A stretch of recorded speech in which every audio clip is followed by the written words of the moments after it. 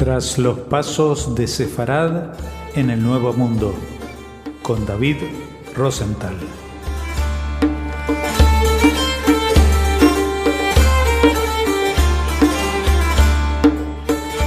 Hola oyentes de Radio Sefarad, volvemos a encontrarnos con David Rosenthal y su sección Los pasos de Sefarad en el Nuevo Mundo. ¿Qué tal, David?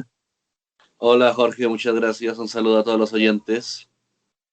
Bueno, hoy vamos a seguir desgranando esta historia muchas veces desconocida en gran parte porque los judíos en esta época se trataban de ocultar y por lo tanto es difícil que salieran a la luz todas las historias, pero algunas salían incluso a pesar de que no se quería dar a conocer por obra del tribunal del Santo Oficio, así llamado, que era la Inquisición, cuando la Inquisición pasa de la península ibérica al continente americano, ¿no?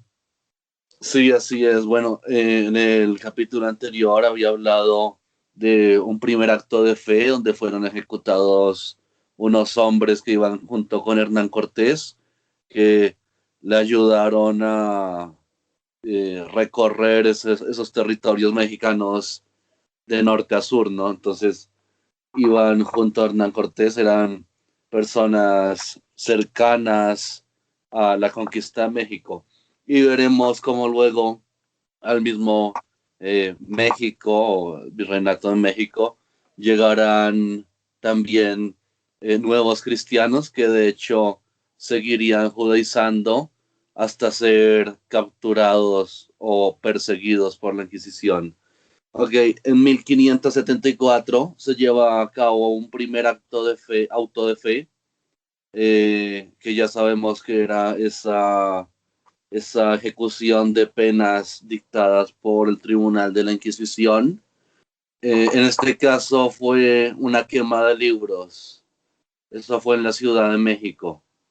Entonces acá vemos ya como, digamos que esa histeria colectiva de España y sobre todo de la Inquisición, creada primeramente por un Torquemada y bueno, luego un personaje relevante de ella, el cardenal Cisneros, estaban obsesionados con esa cacería de brujas en contra de los judíos y bueno, digamos que ya el problema judío se había resuelto en 1492, pero ahora estaban detrás de esos nuevos cristianos que, eh, en términos de la Inquisición, por la pravedad judía, es decir, que seguían manteniendo sus costumbres, incluso en el Nuevo Mundo, aunque también hablaremos de esos judíos portugueses que también tuvieron que huir de España a Portugal y luego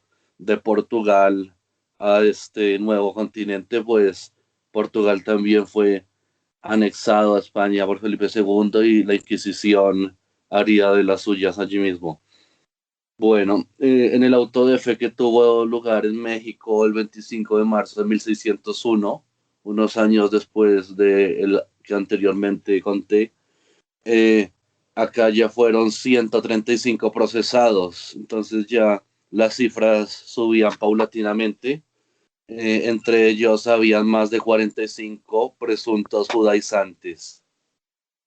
Luego en Lima, en ese virreinato del Perú, en 1600, se acusaron a 14 personas de seguir con sus prácticas heréticas para la Inquisición y el catolicismo, prácticas heréticas judías, y fueron juzgados, y luego hacia el año 1605 unas 28 personas fueron juzgadas por esto de la pureza de sangre.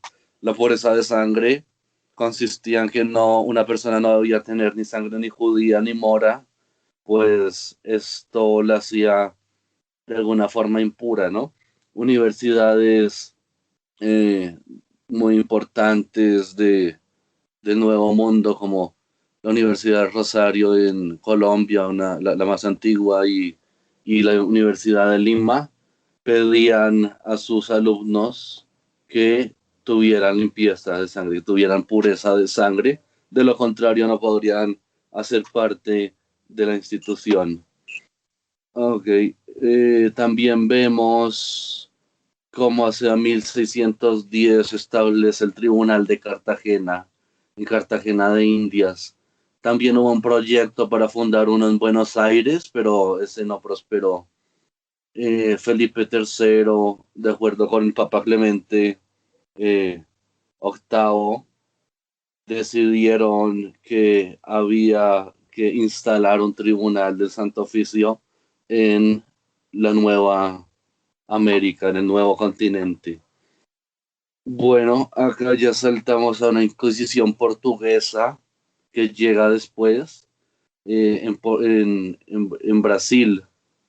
En Brasil llegaron también una buena cantidad de judíos que aún seguían practicando el judaísmo más libremente, pues gracias a un gobierno un poco más laxo de Portugal y sobre todo de Holanda, que tenía parte en Brasil, digamos que la libertad de culto era más aceptada, ¿no? Pero llega a Brasil la Inquisición a principios de 1600 también, y esto causa un interesante fenómeno, que es que los judíos portugueses, a los cuales se les llamaban simplemente portugueses, pasan a los virreinatos españoles. Y se convierte esta palabra de portugués en sinónimo de nuevo cristiano, o de cristiano nuevo. Entonces, acá vemos un fenómeno que ya había pasado en España, de esos judíos españoles que pasaban a Portugal y luego volvían a España o seguían para Holanda o incluso iban a probar suerte a Brasil. Entonces, empezaron a llegar esos portugueses a los países que había fundado ya la corona española. Entonces, esto crea todo un fenómeno. Este sefarad portugués que tuvo una relación con la Compañía Holandesa de las Indias Occidentales, y que a su vez había tenido un importante capital judío de los sefardíes que se habían ido de España a Portugal y luego a Holanda. Es muy importante tener claro esta relación de Holanda con los judíos sefardíes. Pues acá en Ámsterdam, sobre todo, lograron tener un gran oficio, un gran papel, y digamos que fueron mucho más aceptados que en la España y en los virreinatos de España. Ok. Todo podría indicar que estos se lanzaron a la conquista de los espacios portugueses en América.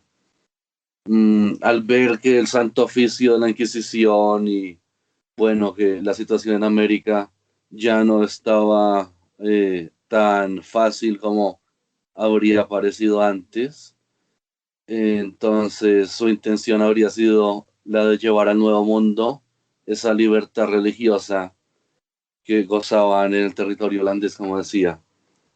Bueno, prácticamente en un momento lo lograron, pero sí, con la ocupación holandesa de Pernambuco en 1630, con su capital Recife, se formaron las primeras sinagogas.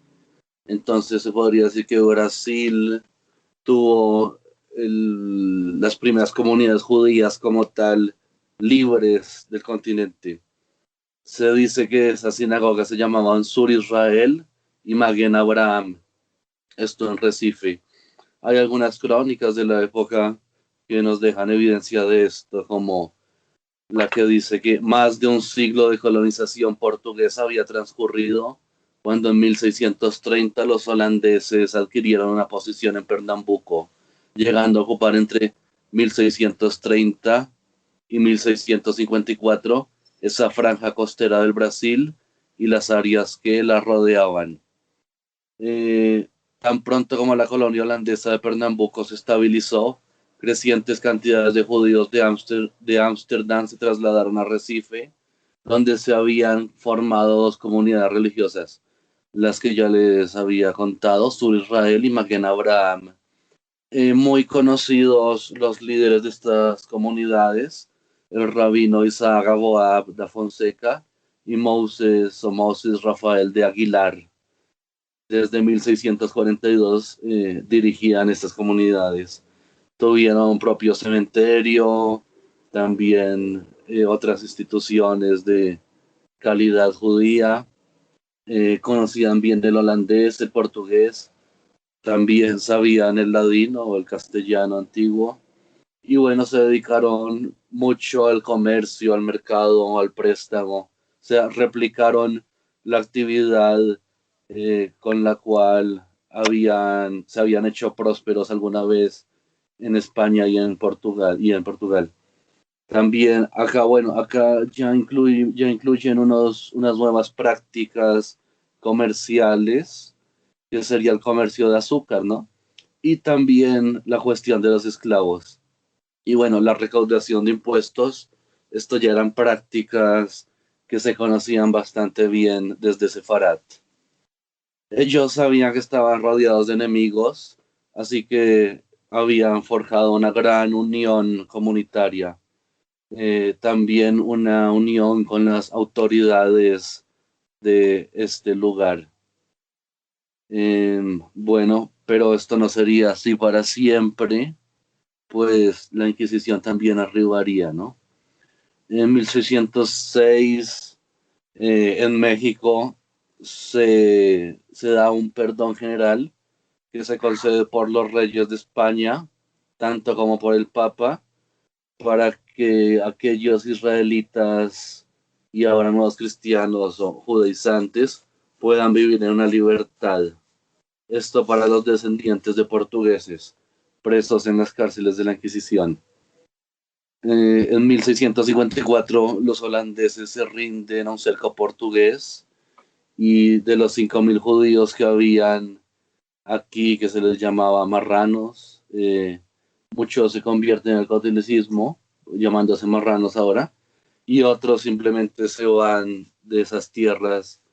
Es muy interesante y muy importante entender que bueno, no mucho, sino un pequeño grupo de estos judíos portugueses de Brasil, además de los que regresaron a Ámsterdam, un pequeño grupo de un poco más de 20 personas llega al bordo del San Charles, llega a New Amsterdam, o sea, a la actual Nueva York.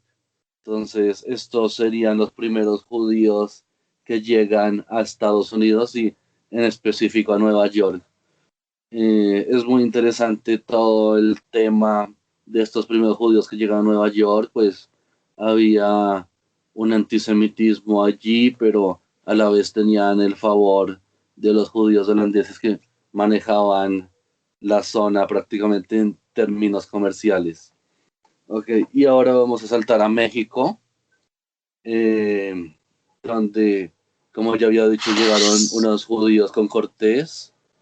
Pero luego vamos a ver en específico lo que sería Nuevo León y Monterrey, toda esta zona tan importante de México. Aquí llegaron tres importantes fundadores de origen sefardí, que era Alberto del Canto, Luis Carvajal y de la Cueva y Diego de Montemayor, quienes eran conversos y fueron quienes trajeron a esta comunidad también mamás de sus hermanos conversos. Entonces, este Alberto del Canto había sido un importante militar luso español de origen judío sefardita. Desde muy temprano llegó a México y fundó ciudades como El Saltillo, y fue el primer alcalde de esta y también Monterrey. Fue encarcelado por la Inquisición a pesar de todo esto, acusado de judaizante, pero escapó y vivió entre los nativos hasta que se le fueran retirados los cargos. Y entonces el segundo hombre del que les quiero hablar hoy, sobre la importancia que tuvo en Monterrey, Nuevo León, fue en 1583 Luis Carvajal y de la Cueva, muy importante para esta zona. Él había venido y había también hecho parte de esto de la fundación de Villa de Saltillo y de Monterrey. Había luchado y había logrado mantener a los nativos, los había mantenido a distancia. Esto lo había hecho ganar en la corona española un buen nombre y se le había adjudicado todo lo que sería Monterrey, Nuevo León. Entonces fue muy importante. A pesar de esto, luego fue perseguido por la Inquisición.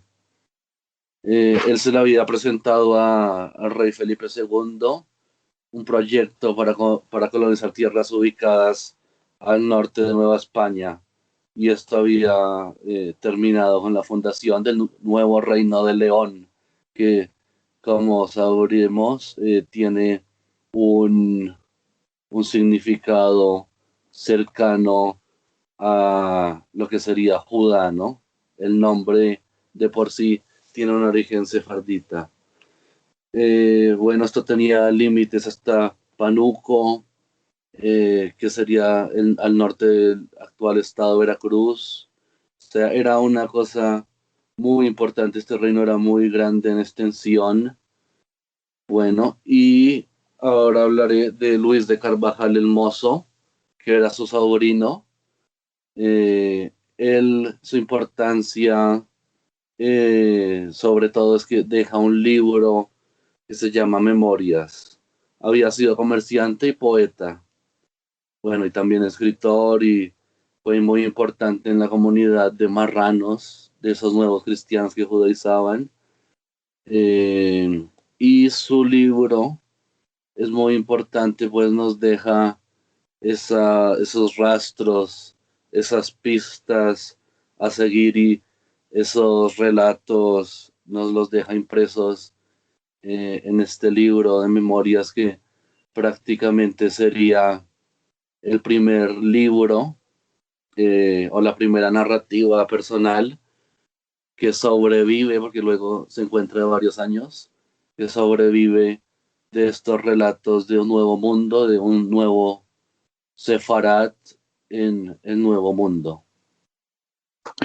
Bueno, vemos que el tema promete. Hemos empezado hablando en la primera entrega del edicto de expulsión, del papel de los judíos en ese entorno, y luego en los viajes de Colón y en las primeras acciones de conquista del continente.